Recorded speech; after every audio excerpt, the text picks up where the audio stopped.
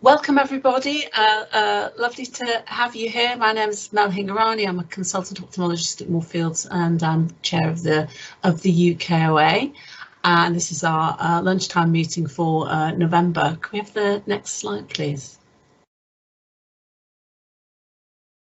So just to remind everybody that we record the meetings just to make sure we capture everything accurately, and also so that we can place the recording onto the UKOA website afterwards. And the usual sort of housekeeping etiquette, please, so if we can ask people to keep muted unless they're speaking, raise hand electronically to ask questions, but also really helpful if people can use the chat function just for questions, comments, ideas, their own experiences about things that are being discussed, because we often get some really lively stuff going on in the chat, and if you're saying something interesting in the chat, we may come to you to ask you to sort of comment more. Can I have the next slide please?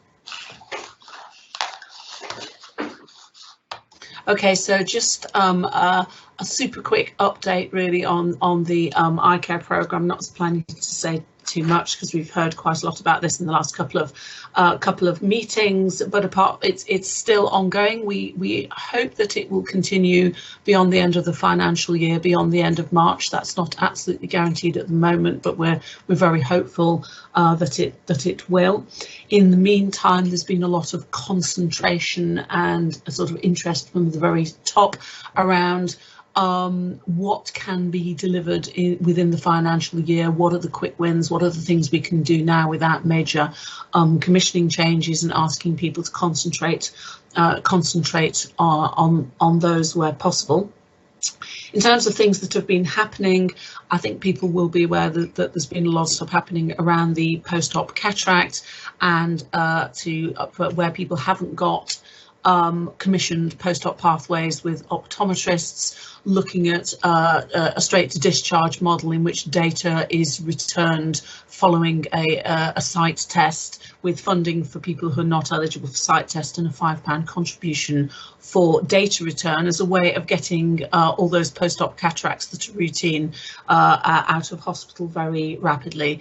And also a lot of push around trying to move to a more one-stop pre-operative model. So rather than people coming back 2 or 3 times to hospital before the day of surgery for, say, an eye assessment, then maybe another biometry assessment, and then maybe an anaesthetic assessment, trying to get all those done in one visit where possible.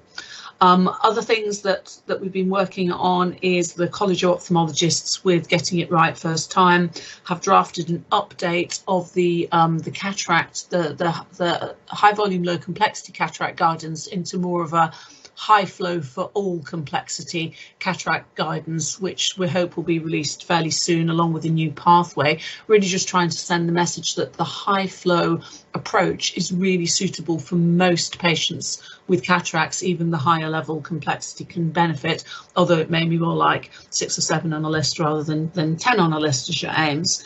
And also a hydroxychloroquine pathway and guidance as well.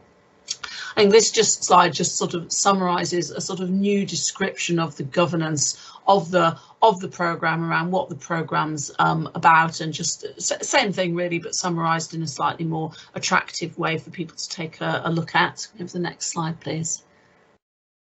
And just to remind everybody that we're really keen that everyone involved in eyes gets onto the Eye Care Hub, so that you can look at all the materials and get involved in the discussion fora, and generally just be involved. And I think that's at all levels of anybody involved in eye care, from commissioners to providers to optometrists in primary care. Everyone we think would benefit from getting on here, so just encourage people to join if they haven't.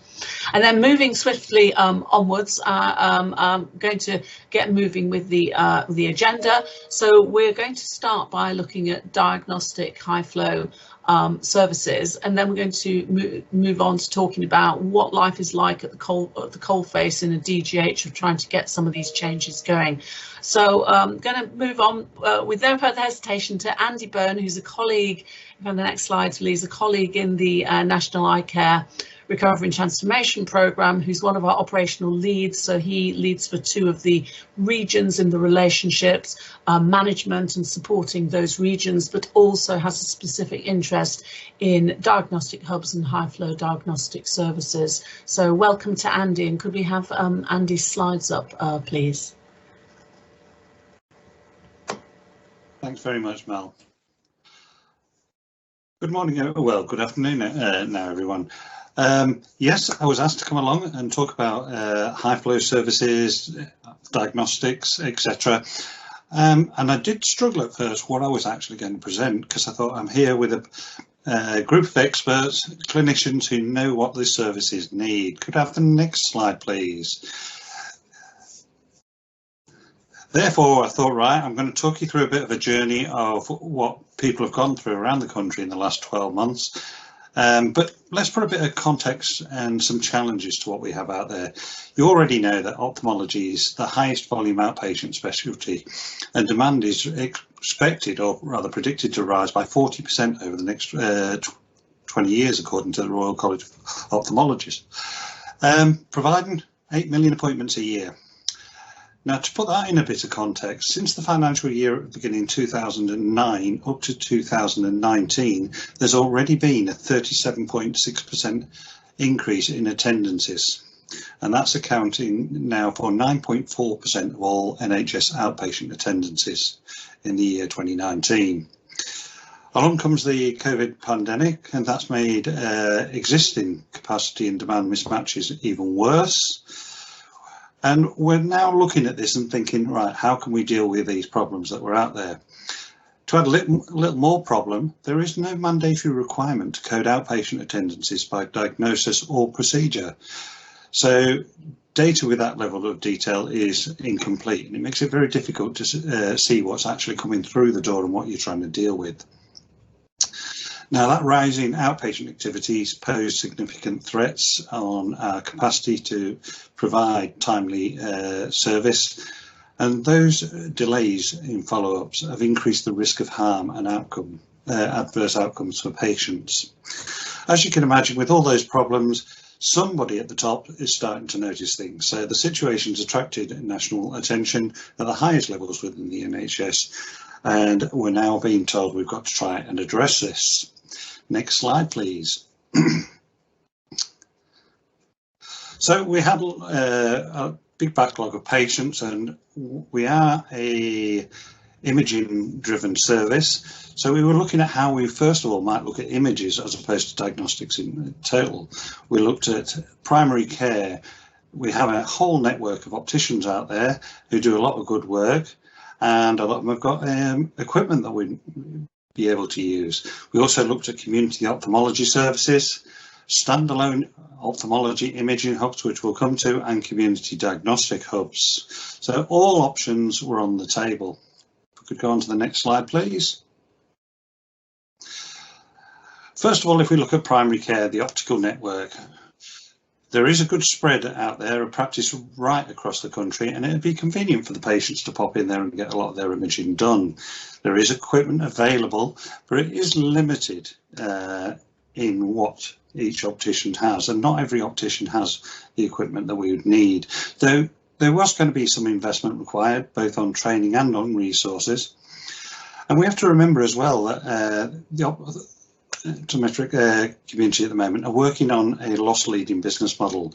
They get their £21.60, I think it is, for an eye test, and that's generally subsidised by selling spectacles. So any work we would be asking them to do in the future, we would have to make sure it's properly funded and that they weren't going to be out of pocket again. There was a workforce out there, many of them competent in the work that we wanted, but was it going to be sustainable in the long run? And then we came to the biggest problem, digital connectivity, getting those images back to the hospitalised services to be reviewed. There was a lack of what is known as APIs, which is application programming interfaces. That's whereby we get the equipment and programs to talk to one another so that we can see those images. And before I go on about the digital connectivity, I'll mention OCTs and the different brandings. A hypothetical question really, in the fact that do you know how many different brands of OCT there are? I did ask this of one of my colleagues in procurement recently, because I am from an operational background, and we gave them a list of requirements for OCTs, and they went away and they came up with the following list. Next slide, please. So they were all the different brands or manufacturers of OCTs that were out there. All of them with their own coding, their own cameras, different variations on how they worked. And if we were going to get all those images in, we would need a lot of technical knowledge. Next slide, please. We also looked at community ophthalmology services. Again, the locations were convenient around the patch for the patients, but they would require full startup costs because there was minimum of equipment out there, and they are set up effectively as a small outpatient department in the community and not set up for high flow activity. There was workforce availability, and there was the competencies, and the sustainability was there. But again, we would have to be investing in equipment and training because we were increasing capacity. Next slide, please. So then it started to come to fruition that one possible way would be ophthalmic community diagnostic hubs spread around the patch for the patient's convenience. We would need full startup costs for them, and we're talking around about £500,000 per hub, and I'll explain why that cost is there in a moment. We'd have to pay for the training, get workforce availability in, get the competencies up, so there's a lot of work going on. In some cases with these hubs, we could be relocating equipment to them from existing locations, or we could be the hub itself could already be in a hospital eye service area, and it'd just be a matter of reconfiguration of the facilities and the workforce. Again, if we're increasing capacity, we would need additional workforce. But the good part with the hubs was they had the ability to cluster expensive equipment on one site for one-stop services for most patients. So what you'd be looking at with a hub would be possibly 4 lanes of diagnostic equipment, OCTs, fields machines, etc. One for diabetes, one for AMD, another one for glaucoma, and the patients would be flowing through at a rapid rate of knots. What you find with a lot of outpatient departments at the moment is there are a lot of small consulting rooms with an OCT machine in, and it isn't configured for high flow activity. And we'd also need digital connectivity to get the images from the locations where they've been taken back to the hospital eye services to be reviewed in virtual clinics. Next slide, please. So the programme that we're in at the moment, the National Eye Care Recovery and Transformation Programme, how does diagnostic facilities fit in with our short-term immediate objectives? Well, what we need to do is accelerate the currently slow and inconsistent implementation of high flow facilities. There are blockers out there, and we're trying to find what those are. It also help, particularly in the community, with the shift of activity to a more convenient location, and also to digital services. We need to start looking at our digital strategy. If you don't have a digital strategy, then you effectively don't have a strategy for delivery. These sites would be particularly useful for high volume ophthalmology long-term conditions such as glaucoma, macular degeneration, diabetic eye disease, and we'd be optimising the wider workforce. Digital technology would be looking at cold sites, so we're not going to be losing any activity, improve the accessibility and enhance the patient experience. There's nothing worse than the patient coming in, having their diagnostics and then sitting around waiting for that face-to-face consultation. With this, they'd have all the diagnostics done, and then it could be reviewed remotely later on, and if they needed to come in, they could be then called in. And we need to implement at scale high flow diagnostic and possible treatment centres to enable network access across the country, giving us efficient elective eye care diagnostics and treatment integrated into a system-wide care pathways. Next slide, please. As for fitting in with the long-term ambitions, Well, it supports NHS England's long-term ambitions for seeing less patients in a hospital environment, and cuts down on the number of face-to-face encounters. Yes, they would have to come in for their imaging, but they wouldn't necessarily have to sit around and waiting for the consultation. It supports with the COVID-19 elective recovery. It helps us increase capacity, which we know is already a problem out there. It brings accessibility of services to a wider population and makes it easier for them to get to. And it also helps us reduce the cost per diagnostic episode. If we were taking this out to the community into optical practice, which I would like to see in the longer term, we'd have to be paying, as I said before, possibly £40–50 for each episode. Those diagnostic centres we have up and running at the moment have managed to get the cost down to less than £30 per patient. We would be utilising a wider eye care workforce, improving current estates and their use and how we configure them, reducing the face-to-face appointments in a hospital setting, and improve patient experience and safety. So all that's now coming together in improving quality of service and equity of care. Next slide, please. There are risks and challenges to all this. We don't necessarily have the workforce to put out there at the moment, so we're having to recruit them and train them. Digital connectivity and system capability is always an issue. Not all the connectivity is there that we need at the moment. And a lot of the hospitalised services, computers and systems haven't been renewed for a number of years and aren't always capable of taking the images that we need. Information governance is always a challenge, and when it comes to facilities and health building regulations, we have to take careful consideration of what is available and what isn't available. We've also got the risk stratifications going on to make sure that the patients that are going to these facilities are the right ones. And of course, there is funding issues out there. There isn't always the money available. Next slide, please.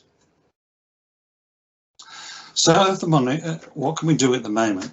Well, if we have no money, no workforce and limited equipment, we have to think about how we can do things differently. And I do feel a bit guilty here, as I said, coming from an operational background, because most operational teams would have already looked at this. But I wanted to mention it anyway, because we often talk about what we can't do as opposed to what we can do. So we can look at the working hours that we're working at the moment and see if we can extend them. Again, that's difficult when you're looking at the workforce and what they're doing, but just who are we using for taking a lot of the images that we're taking, the diagnostics?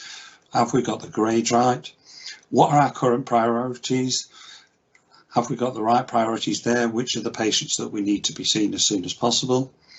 Look at the current facilities. Are they suitable for what we want for high flow? Or could we possibly move some of those facilities around? Could we reconfigure them? And the same for the equipment. When we're talking about that configuration, as I said before, if we've got one OCT in one consulting room and another one in another and diagnostics, is that helping us to increase our flow? What are the blockers at the moment? What is it that's stopping us utilise diagnostic hubs, and what is it that we need to enable us to do? We could also look at job plans and work-life balance. I've often spoken with some of the consultants I've worked with who don't want to do another PA, to do a virtual clinic sat in the hospital. However, if we can provide them with a laptop and say they can do that extra PA at home in their own time, a lot of them jump at the chance. The thing is, they want a bit of work-life balance and around them. So we have to be fairly flexible in how we take this approach. Next slide, please. So longer term, we want to be developing these diagnostic hubs. So there are some key areas that we've got to focus on: the population, health needs, demographics, geography, access, etc. What's our efficiency and capacity going to be like? How fast can we get patients through?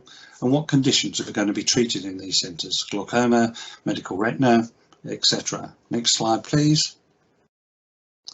We also have to look at the workforce. We have to develop that workforce, the capacity, the numbers, the skills, the training, and as I said before, the facilities. what sort of space do we need to put these high flow hubs in place, and also the equipment. We want to put as much diagnostic equipment in one place as possible so that we can facilitate that high flow. And we also have to think about COVID restrictions and infection control in these facilities. We've already got a new variant out there, so we don't know what's on the horizon when it comes to what restrictions are going to be out there. We have to look at the cost and the quality aspects of all these. Next slide, please. So I'm going to finish off today really with a bit of a plea, because what the programme is about is trying to facilitate change and improvement and support you. We're not here to hold people to account and that sort of thing. So I'm asking you to help us. Tell us about your challenges, what is blocking a lot of this change. Tell us what works well, but would even be better if you can give us the ideas and tell us what your problems are, then we're here to help and support you and develop your ideas for improvement and change. Next slide, please. Any questions at all? Fantastic. Maybe we could just unshare the slides for a second, Ian. So has anyone got any questions? And while people are thinking, could you just go back and talk us through that what was it, 0.5 million that you mentioned per hub? So how did you get to that, and what does it consist of? Right, that 0.5 million mil is effectively 4 OCT machines and the other diagnostic equipment in there, and of course you then need computers or your equipment and furniture, etc. And that just sets up effectively 4 lanes. As I said before, one for AMD, one for glaucoma, one for diabetes, and then one which is a general lane for new patients and that sort of thing. I know that there are different versions of this around the country, but generally those areas that have set up diagnostic hubs have set up that lane configuration just to try and get people through. So that $500,000 was roughly what when we were looking at this up at the Humber Coast and Vale, said the initial investment would have to be. Obviously, the larger the hub, the more equipment you have, but that would get a good 12,000 patients through it annually, and that's been on the conservative side. Right, so just so I'm absolutely clear, so that's building plus, you know, on the assumption that all the diagnostic equipment has to be bought from scratch. And does it include things like, because it's quite useful to have a number to bandy around, I think, for people when they kind of go, well, approximately how much is this going to be? Does it include anything in terms of IT connectivity and things like that? You know, I presume there's probably lots of hidden costs when you start to look at it, that, you know, EPRs, and even if you have an EPR, rather than any extra licenses you need and all this stuff, servers, etc., etc., etc. Because I guess the whole point of this is you have to be able to get to that data and those images off-site, don't you, to potentially make this work? No, it's just for the basic equipment, and you're quite right. The digital connectivity will then cost you additional on that, and it varies from place to place. The ballpark figure that's been quoted to me in the past is around about £100,000. And again, it depends then when you're transmitting those images back to your hospital eye service, what storage facilities they have. A lot of people are going down this route of storing on the cloud. But you need somebody technical in to say what they could and couldn't do for that. So it is just the basic equipment. The actual facilities themselves, you'd have to add on that cost as well. In most cases, people are saying that that would be rented. Because I just want to emphasise here that even though we call it a community hub, it doesn't necessarily signify a location. You can have a hub in a hospital if you've got the appropriate space for it, and you could have it in your local gymnasium if that was a convenient space for it as a COVID response. There are a number of places now that are looking to move these services onto the high street and get patients coming in when they're on their shopping trips, etc. And there is funding out there through a lot of the local councils and government schemes to build up the footfall onto the high street. So it's all worth investigating those. And again, those that aren't going down that route of moving out onto the high street are saying more patients are coming in, and the footfall is very good. I think just while we're sort of chatting away, so if anyone on the call is either planning a hub or has got a hub, and would just like to tell us a bit about it, it'd be brilliant if you could stick your hands up, or even if you're doing it as part of hub type working as part of a hospital, it'd be brilliant for you to chip in and comment. Laura's made I think a really good point, which is, have you, or are you planning to do any work around the costing up of the staffing models? And again, obviously there are different sort of permutations and combinations depending on whether you move people over, but I guess what most people are at least thinking is they're probably going to need more technicians and more HCAs, etc. So will there be any work on that? And I know you had, I know before I went on leave that there might be something around business cases, including sort of templates for people. Do you want to update us on that, Andy? Yeah, we have done some modelling on basic staff costs, and I'm quite willing to send some of that out, because what we're looking at here, you're right, do we need technicians, do we need nurses? And I've seen various plans recently that have used band 3s and in some cases band 2 technicians to acquire the data. So we're still working on that at the moment. What we're also looking at is where we train these people up. I've spoken to some trusts that are having discussions with their local higher education establishments to see if they want to be part of this. Because if you think of some of the more deprived areas of the country that have high levels of employment, the local councils and local education institutes are keen to partner with the NHS as an anchor organisation, so that they can start to get those people back into employment. And this is the sort of work that they think that would be very good for them, and it'd be a very attractive job for somebody in those areas. So again, one size doesn't particularly fit all, and it's worth engaging with your local establishments on how you can do that. Some training pathways are shorter than others, and again, that's something else we're looking at the moment. What's the best way forward in that? How do you get those staff into those posts as quick as possible? And sort of killer question, and but I think it's usually on everyone's mind, so I'll ask it even if you've got no delightful answer for us. Do you think there's any chance that there's going to be any money available with, ophthalmology diagnostic centres as its label, or will there be more money coming that people can bid for, do you think? It's hard to say at the moment, because I suppose if you look at the Sir Mike Richards programme for community diagnostic hubs, there is money associated with that, and I know now that ophthalmology is within that scope of work. So I'm hoping there will be something out there in the future. But I suppose it's like everything else when it comes down to it, Mel, is can we justify the investment? And I think with this we can. If we're going to be increasing the capacity and we're doing it at a reasonable cost per episode, then it's getting that business case to stack up, isn't it? So I'm hoping there would be, but I can't particularly promise it.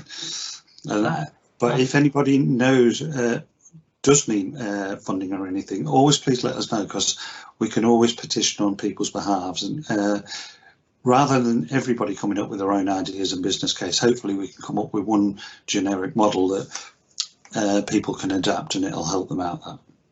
All right, lovely. And I noticed Laura's sort of comment, and I think this is the Moorfields model as well, that having people on site undertaking the virtual review does mean you can possibly have someone to pop down if there's something unexpected. That's great. So I think that's just, thanks very much, Andy. That's great. So I think let's move on to John's sort of presentation, because I think some of the issues are going to be illustrated, I think, by John Staunton. So welcome, John. So John works at Dudley and is clinical lead. And I think are you also now a transformation lead as well? You can probably tell us your titles, but anyway, really looking forward to hearing what you've been doing. So welcome and thanks. Hi there. Yeah. So so I've been basically the COVID clinical service lead. I started in the tail end of 2019. So that was a great present for when you take on that responsibility. And then the other side of it really is that very recently I was appointed as the Black Country system lead for ophthalmology, which I'll talk about in these slides. And I have to say, I do feel slightly like an imposter here. I'm half coming to give a talk on what we've done so far during COVID and what we're aiming to do, and half coming with a begging bowl for some advice and some expertise. So I hope that's all right. Next slide, please. So yeah, just starting off, kicking off literally with the patients at the centre of things, because we are keeping them waiting a long time at the moment. Next slide, please. So our team, I think, is a fairly typical District General Hospital team. Got fantastic staff and very dedicated staff members, but we have had problems with retention, and particularly in the sort of lower ranks, lower grades.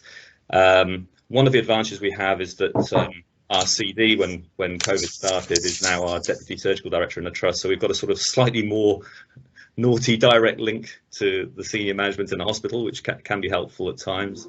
But yeah, it's a great team, but as with many places, I think we feel we've got a need for quite a few more members of staff in various areas. We cover most services, but not VR in terms of subspecialities. Next slide. Thanks. So Russell's Hall is a hospital that's, I don't know, 15 years old or something. The outpatients was always quite cramped. I think it was a sort of afterthought, the ophthalmology layout. And we had 10 rooms. 2 rooms were built by sort of taking a chunk out of a waiting area a few years ago, which seemed like a great idea at the time. Perhaps wasn't quite so great when COVID hit. But even with those 12 rooms, we're very, very restricted with the number of staff that we have and things that we want to do. Unfortunately, our day case theatre is on a completely separate floor. It's quite a few minutes away in the hospital building. We have a building called Corbett, which is sort of southwest of our main site. That was very little known to us pre-pandemic. And we have the guest hospital, which is sort of northwest, right opposite the Black Country Living Museum.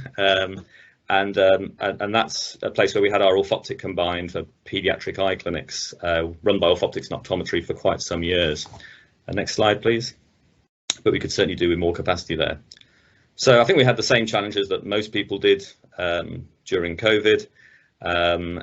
Stopping and restoring theatre activity was quite a problem, and obviously assisting the other parts of a hospital, you know, going to ITU and all that sort of thing. And one of the issues around that was maintaining trust within the entire team, because there were some who were looking over their shoulders thinking, hang on, why am I being sent, etc., etc. It just felt like we were being hit by wave over wave as we were trying to duck dive under them, as per the slide at the top there, the little picture at the top. Next slide, please. So we did the typical stuff that I think was happening around the country, the breath guards quickly.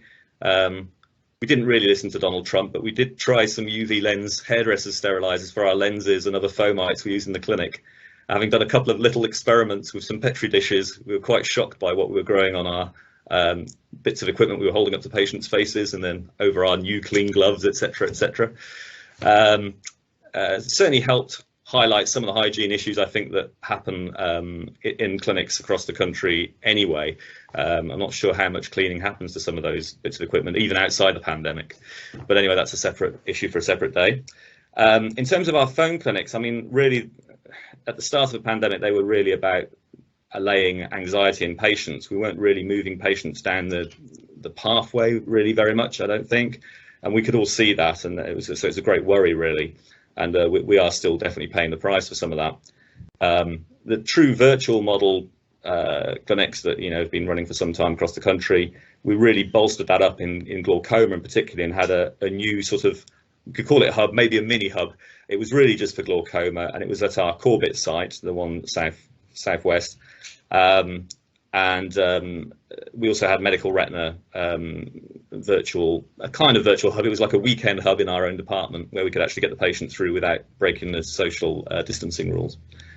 One of the big things we did was massively increase our EPR acquisition. So we're trying to move, well, we are moving to electronic very, very rapidly, and we have been since the pandemic. We used that as a stepping stone to do that, which was great. And we've also had some success as we came out in restoration. We set up some golden weeks of surgery where we had the whole theatre block for the whole week, which we haven't got back yet full time the rest of the time, but we were able to sort of push a little bit more staff into the theatre, including having a sort of spare doctor to make sure that logistics were happening and being dealt with on the side, and push our numbers up. we're only pushing up to the dizzy numbers of 7 cataracts a list, which I know for many people on this line will be something to sort of almost smirk and snigger about. But the reality is, we've been running at sort of 5 cases per list for some time, and only by pushing and the faster surgeons will be getting to 6 or 7. It's because we've got a very old model, which we're definitely improving now and moving towards the kind of models that you hear about in these kind of meetings. Next slide, please. We also had the Q's optometry urgent service, which was really set up by the optometry service, to be honest. We were slightly passengers on that, and that really helped a lot by taking some of the patients away from the hospital side. Now, this for me is a very sad story. It was really a proposal to have a drive-through eye clinic. You can see I even got a lovely little logo designed for it. This was the pictures here are from where we tested it in the multi-storey car park in the hospital. But the idea was to get outside and see some of the paediatric patients and their parents, because we use a lot of handheld equipment in paediatrics anyway, in a gazebo as the initial thought. And then if it worked really well, I was thinking maybe this is something we could have a sort of more permanent drive-through structure for some of these patients, because you can select them and get them through a lot quicker. That was the plan anyway, but as I say, never really came about. Well, there were other priorities going on. Next slide, please. I've worked with Larry Benjamin and John Ferris previously in my training, and when we were coming to surgical restoration, a lot of the surgeons were a bit nervous about starting again. I have to say we'd had a big break for 4 to 6 months, so we used some model eyes because we didn't have access to the fancy computer stuff, and actually it was probably more helpful because we've got the nurses setting up all the bags and stuff, and sort of had a little practice theatre session where all the surgeons came through, led by our corneal surgeon. It's quite nice. I mean, probably unnecessary, but it felt like it was in the patient's best interest for us to at least have seen the equipment again more recently. Next slide, please. And following on from the drive-through idea, I quite wanted some kind of portable imaging system, so we acquired one of these handheld retinal cameras.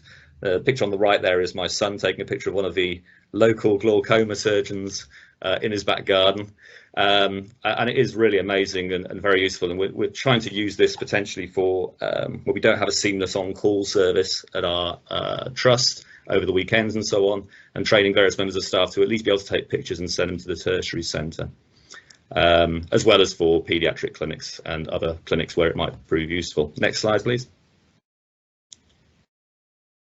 So in terms of virtual hubs, obviously this was all being pushed before the pandemic. I mean, I remember seeing the December 2019 GIRF plans, and it was all clearly in black and white there. But for us, COVID sort of helpfully bulldozed away some of the inertia within the system.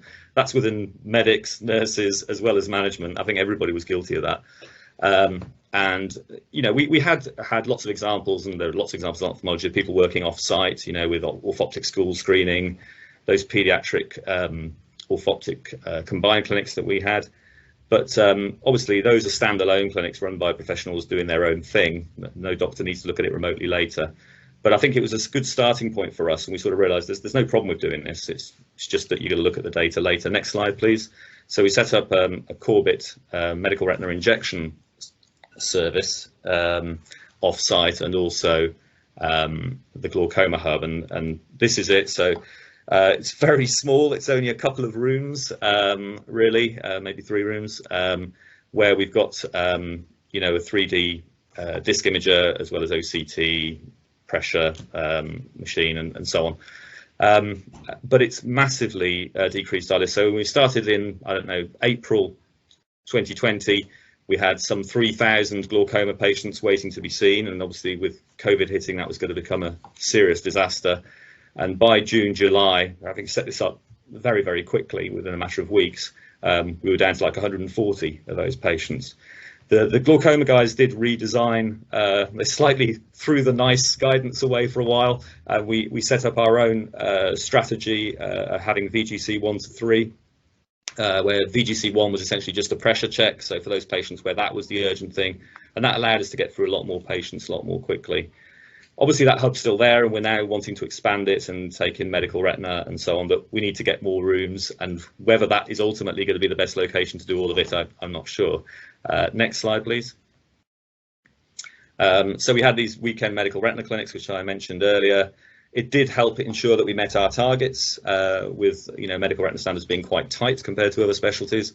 But there was definitely a risk of staff fatigue, and we may have lost 1 or 2 members of staff as a result of it, but at least we managed to keep most of our patients safe. Next slide, please. Now, this is nothing to do with virtual reality, that's just me misusing words here. But the reality of the virtual clinics is that it did create a huge number of patients that we had to handle through our urgent referral clinic each week. And medical retina patients have been delayed if they weren't on the sort of strict 2-week type pathway. So for me, there's the risk of a lot of serious incidents mixed in the sort of fatberg that's clogging up the system, flushed down the phone line, as it were, during COVID. That's a picture of a lovely fatberg from Birmingham in a sewer there. Next slide, please. And that brings us on to the fail-safe, which we had before COVID, where our more urgent P1 rated patients who went more than 25% beyond their expected date were individually reviewed by a fail-safe officer, and then he would ask the consultant what to do about it. And because we had the capacity at the time, we'd say, oh, see him next week and sort it out. Unfortunately, COVID led to an explosion of these cases. And though the fail-safe developed and became better at dealing with it, unfortunately, having prevented multiple SIs, it can't cope with the number that there was to review, and still can't really, and has insufficient capacity to resolve them all. You can't all be seen next week. And so the problem with that is that ultimately we need more team to run the fail-safe system, because that itself is struggling. But the ultimate answer is clearly to get the clinical capacity back, which would make it largely redundant.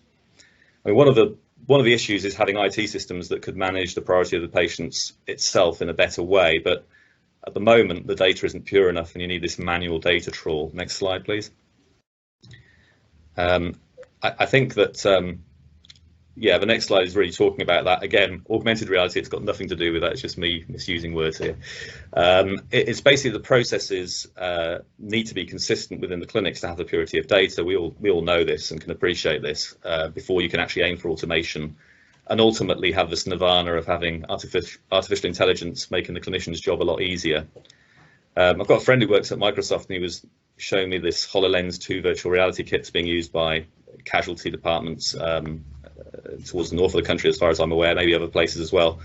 Really useful for things like training, perhaps doing exams and remote communications. You know, just one of these pair of goggles where somebody can be looking from home and watching you examine the patient or whatever it is you're doing. But all these things, I think, are great, but we still have some services where virtual clinics don't yet work, even with the highest level of technology. Next slide, please. So back to reality, where are we now? Well, for us, we've got this backlog of face-to-face patients. I think it's just under 4,000 at the moment. This is across all specialties, this isn't glaucoma anymore. We have long theatre waiting lists with obviously that hidden, unseen waiting list we're all aware of, with more complexity coming through. We have below average theatre throughput, which I alluded to earlier, which we're working on, and we're trying to improve the pathways and starting to look again at the historical model we had, which is kind of what always seems to fall back to, and trying to get back to staggering patients and the things we were doing during COVID, which actually worked quite well, even for efficiency, yet alone for safety. We also have a slightly specific issue that 3 of our consultants are retiring within the next 18 months. One already has, he's returned, but 2 of them are not going to be operating again. And there's also this general problem of exhaustion and retention. Next slide, please. So the immediate challenges are those SIs, which could possibly surface, expanding theatre capacity. In my sort of very newish role as a Black Country system collaboration, that's across Dudley, New Cross, Wolverhampton Hospital, who also cover Walsall, as well as Sandwell, which is slightly unhelpfully in a way of potentially looked after by Birmingham Midland Eye Centre, which is part of a separate collaboration in Birmingham. So how all that's going to work, I'm not quite sure yet, but we shall see. But we also have IT integration across sites into the community as a sort of big priority, and having refined referral and management pathways. Next slide, please. If someone's not on mute, there's a bit of background noise. Could they mute, please? Thanks. Thanks. So what do we need to do? Well, obviously there's the sort of track and trace of our own patients, of our own urgent patients, to try and prevent those SIs. But the big picture is clearly the kind of things that were being talked about earlier, and I guess are always talked about at these meetings. Next slide. So for us, one of our things is very simple, is having a unified management and governance structure. Sounds a bit odd, but before COVID, only a few years ago really, we had rather separate management streams within our department, so that the theatre team were really very separate on the management control tree, if you like, and even the orthoptist and technician team were managed slightly separately from the medics and the nurses. So having that single structure, which is the trust has done a lot of work on that in general, on aligning all these kind of services, is crucial. But next slide, please. Not just for our trusts, but across all the trusts in the collaboration. So Wolverhampton are ahead of us in terms of setting up a cataract hub, which is great news actually. It's up in Cannock, which is kind of north of our patch, and for Dudley patients that's quite a trek. You know, there are private providers doing the same sort of thing who are probably about 10 miles away around Birmingham. They're probably more keen to go there, I suspect, some of them. But hopefully that's something that could be improved over time. And I suspect we need another hub in our sort of area, in the Dudley area, which is kind of the south end of the patch. Next slide, please. And that could probably fit where we've been doing our injections at Corbett, but we can talk about that later on perhaps. In terms of community integration with optometry, I think that's a big priority for us. We don't use optometry anywhere near as much as other places I've worked at in the past, whether that be Moorfields or whether that be other parts of the country where I did my training. And I think that's something that we could definitely benefit from. So we need to have integrated standardized pathways across our patch, improving referral pathways, and independent prescribing optometrists is something that's being worked on locally anyway.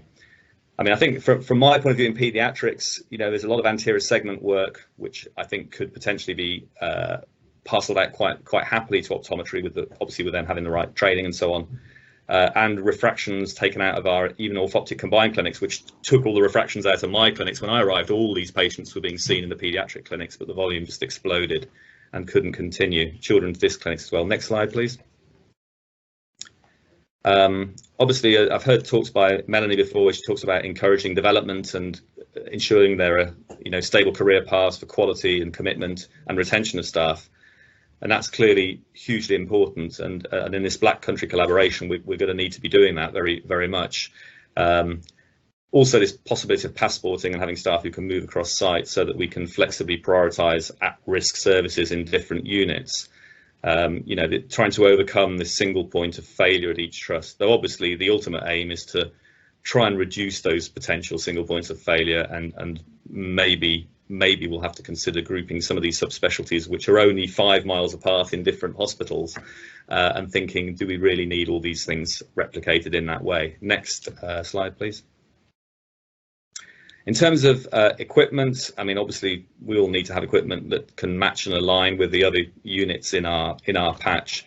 And I think for medical retina, that was crucial. We're clearly going to need to have more than just one place in the Black Country dealing with medical retina.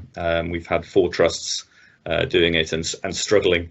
Obviously, if we had $500,000 and could build one of those lovely hubs that was just being described, that would probably take a big chunk out of it. But I think at the moment, we're not going to be immediately able to do that. So to get standardized quality and pathways, we need to get the same kit that other places had, and we amazingly didn't have an Optos or an OCTA, which all the other local units do. Next slide, please. So that's been ordered, but the next problem, of course, is where we're going to put it. So talking about hubs, we all know about all the shops that have closed down over the last few years for a whole variety of reasons. We have the Merry Hill Shopping Centre, very close to Russell Hall Hospital, sort of national big shopping centre. Lots of empty places there where we could potentially use space very easily, and that's something that's being seriously looked at by the trust, and I think we're probably going to move on it, with or without independent funding, as it were. Next slide, please. So from the service by service sort of considerations, glaucoma, I think we definitely need to enhance and grow the hub we have. It's really represents, I think, one channel of what was being described in the earlier talk. Medical retina, we need to do the same, as I said, and I think that might we might not have to buy all the 4 separate OCT machines. It might be a question of moving them all to the one place. But that would free up a lot of capacity in the units, because I think some of the other units in the patch have got a lot of problem with footprints as well. I think having a local optometric committee collaborating across these sort of areas is going to be key, and fortunately we've got a really good LOC around here, and I'm in contact with them now and trying to set those things up. Next slide, please. For the smaller specialties, I'm sort of thinking that cornea, we'll need to discuss this with all the corneal surgeons locally, but that there is a problem certainly in Dudley, having enough trained staff available on the day when one of our corneal guys can finally get hold of the graft, and whether we need to think about having a sort of mobile team in the area to do that, or whether we're going to centralise where we actually do them. Similarly with paediatrics, I think there's definitely room for regional appointments. There's been one specialty where there's traditionally a bit of a struggle to appoint people sometimes. And I know one of the units is about to try and appoint somebody, but they're not holding their breath as to whether they're going to find someone or not. And plastics, this was just within our unit. We've got a plastic surgeon oculoplastic surgeon who's very keen on running lean clinics, using less nursing so that he can be master of his own destiny and does his own visions and gets them through pretty quickly that way. So I think just looking at those different ways of working with our department has been helpful in seeing how we could work differently. Next slide, please. So I guess I'm very keen on having any questions, potentially some comments, hopefully some advice. Next slide, please. Because yeah, I do feel a bit like Penelope Pitstop with a help as I'm trying to take on this this very tricky balance of improving things and services within our department, whilst also trying to look at a whole system. It's a bit of a double whammy. That's it. Thanks very much. If you can just put up the next slide, please. Just to acknowledge that many people have helped me along the way to get to the position I'm in, and hopefully now be able to take things forwards and lead our patch into a better place for managing our services. Thanks. That's brilliant, thanks. So if we can maybe get rid of the slides now. Thanks, John, that was great. I mean, I was really keen that you come and present, having sort of met you and some of your colleagues, and I know you're very sort of modest and you kind of, you know, well, there's so many things you haven't solved, but I think what comes across is that you're trying damned hard, I think, and also that you're looking at across the patch. You're not just kind of going, oh, let's do AMD and glaucoma. You're actually thinking about what about all the other services and where are they all going? And you have definitely done a lot, even if you haven't cracked it all. So that's great, really helpful. Evie, if you don't mind, you've got a couple of questions in the chat. So do you want to come in and ask them? Yeah, thank you very much, John. I think you're really lucky, and I think you are, to me, you're successful because you have a trust that supports you and supports your strategy, and just going, and I think that's imperative for anything that anybody wants to do in terms of the virtual diagnostic clinic agenda, or anything innovative does need to have the backing of the trust and management support. So with that in mind, you said that you had a good LOC. With the community optometry aspect, are you sort of like engaged with your commissioners? Because I think that's equally as important, because they have to commission those services in the community. So before COVID, I was in regular meetings with the LOC and the CCG as it was, though it's obviously all changed now. Yes, we were definitely getting to that point where we were talking about some of the things I've been talking about, like moving some of the paediatric clinics out, having proper joined up pre and post-op cataract pathways like some of our local private providers have managed to achieve, and just beyond me why we can't just do that as well. And we just need to, part of the thing was getting onto the MediSite system and having the EPR and now getting the rights out there.